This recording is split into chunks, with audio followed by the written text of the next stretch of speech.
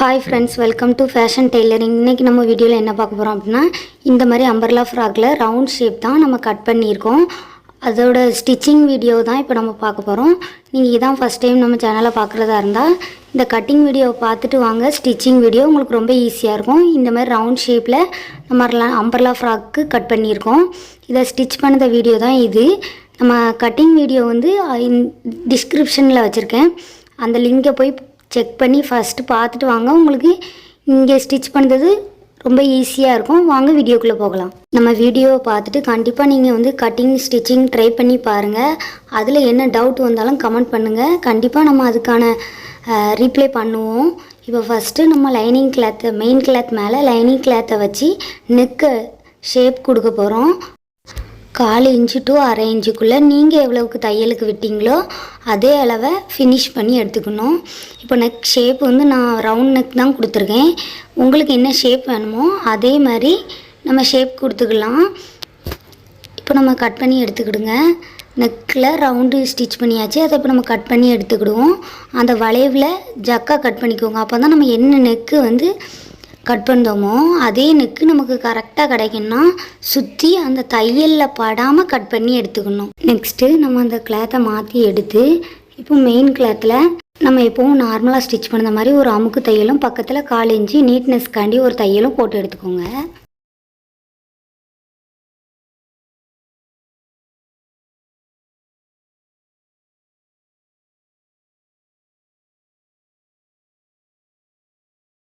இப்போ சைடில் நம்ம 1/4 இன்ச்சு டிஸ்டன்ஸ் விட்டு லைனிங் கிளாத்தும் மெயின் கிளாத்தும் கட் பண்ணோமா. இப்போ லைனிங் கிளாத் அளவுக்கு நீட்டாக ஒரு தையல் போட்டு எடுத்துக்கோங்க. அப்புறமா நம்ம அந்த எக்ஸ்ட்ராவை கட் பண்ணி எடுத்துக்கலாம்.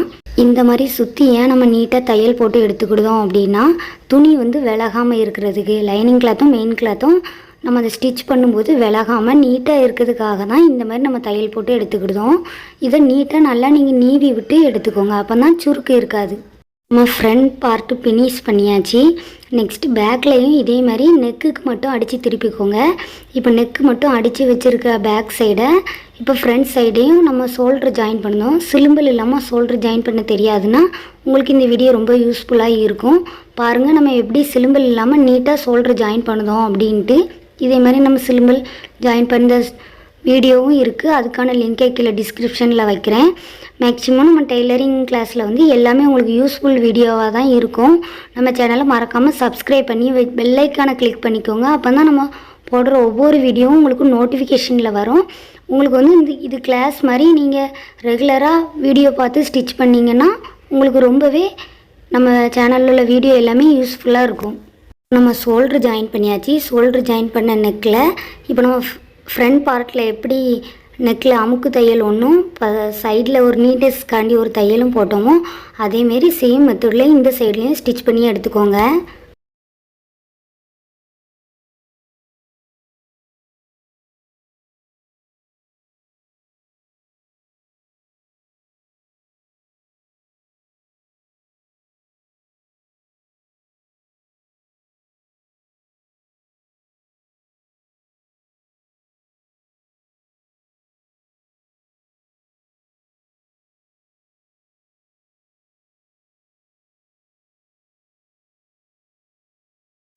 சைட்லேயும் 1/4 இன்ச்சு நம்ம எப்பவும் போல் லைனிங் கிளாத்தையும் மெயினிங் கிளாத்தையும் ஒன்றா வச்சு ஃப்ரண்ட்டில் எப்படி அடித்தோமோ அதேமாதிரி பேக்லேயும் நீட்டாக அடித்து எடுத்துக்கோங்க.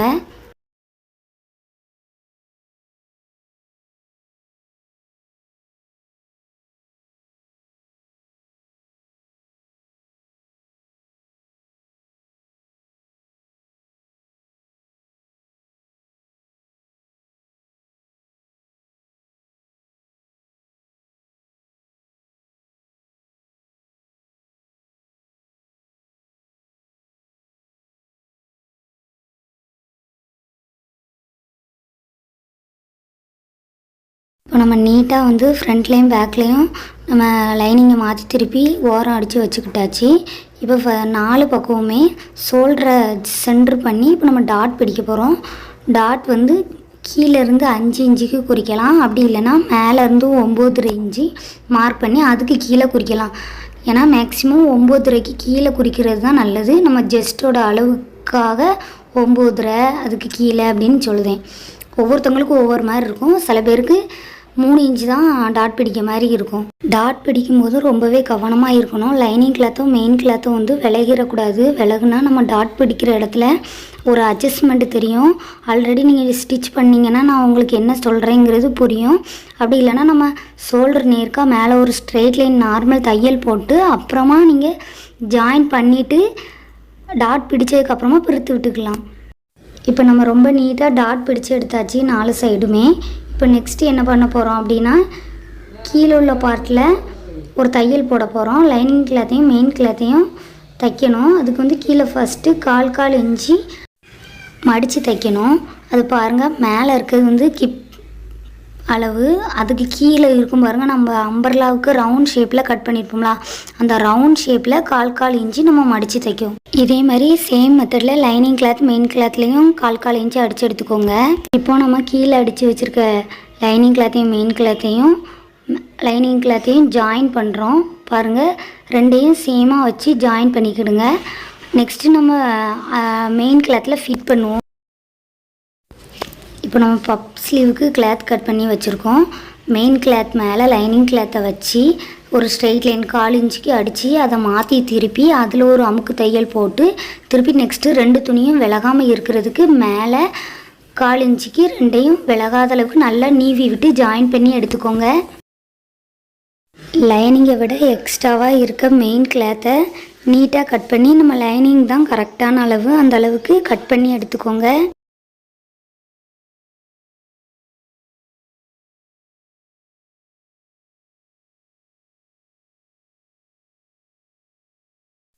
பப் ஸ்லீவ் உங்களுக்கு தெரியாது, நீங்கள் புதுசாக கற்றுக்கிட்டு இருக்கீங்க, நீங்கள் பிகினர்ஸ்னால் ஆல்ரெடி நம்ம சேனலில் பப் ஸ்லீவ் எப்படி நீட்டாக அளவு மெஷர் பண்ணி எப்படி கட் பண்ணணும், எப்படி ஸ்டிச் பண்ணணுன்ட்டு வீடியோ இருக்குது. அதுக்கான லிங்கை கீழே டிஸ்கிரிப்ஷனில் வச்சுருக்கேன்.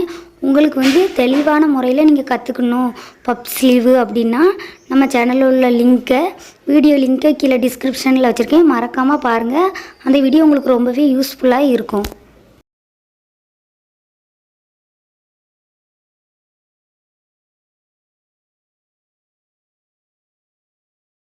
ஸ்லீவில் பார்த்தீங்கன்னா கொஞ்சம் டிஃப்ரெண்ட்டாக தான் இருக்கும். நம்ம வந்து லைனிங் மாற்றி திருப்பி வைப்போமா, அதனால் கீழே அடியில் வந்து சிலும்பல் இருக்காது.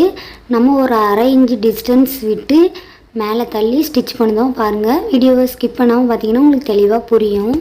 பாருங்கள், நம்ம ஸ்டிச் பண்ண ஸ்லீவ் எப்படி இருக்குது அப்படின்ட்டு இந்த மாதிரி நீங்களும் ட்ரை பண்ணி பாருங்கள். இப்போ நெக்ஸ்ட்டு நம்ம எப்பவும் போல் ஷோல்டரில் வச்சு ஜாயின் பண்ண போகிறோம். ஃப்ரண்ட்டில் கை உள் வளைவு கட் பண்ணுவோங்களா, அதை கட் பண்ணிவிட்டு அப்புறமா ஷோல்டரில் வச்சு ஜாயின் பண்ணுங்கள். ஸ்லீவ் ஜாயின் பண்ணும்போது ரொம்ப கவனமாக இருக்கணும்.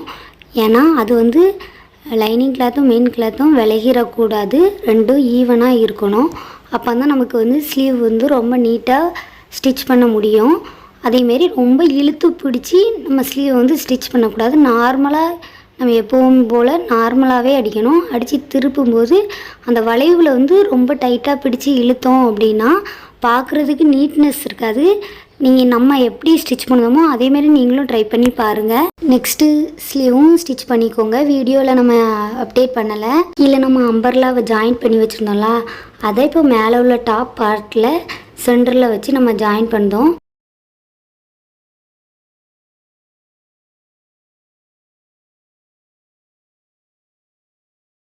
சேம் மெத்தடில் நம்ம பேக் சைட்லேயும் இப்போது அம்பர்லாவை வச்சு ஜாயின் பண்ணோம். ஜாயின் பண்ணும்போது நமக்கு ஸ்ட்ரெயிட் லைன் வரணும். ஸ்ட்ரெயிட் லைனாக நம்ம தையல் வந்துச்சுன்னா தான் நமக்கு நம்ம மேலே வந்து கிப் சைடில் அந்த ஒரு தையல் வர்றது வந்து பார்க்குறதுக்கு ரொம்ப நீட்டாக இருக்கும்.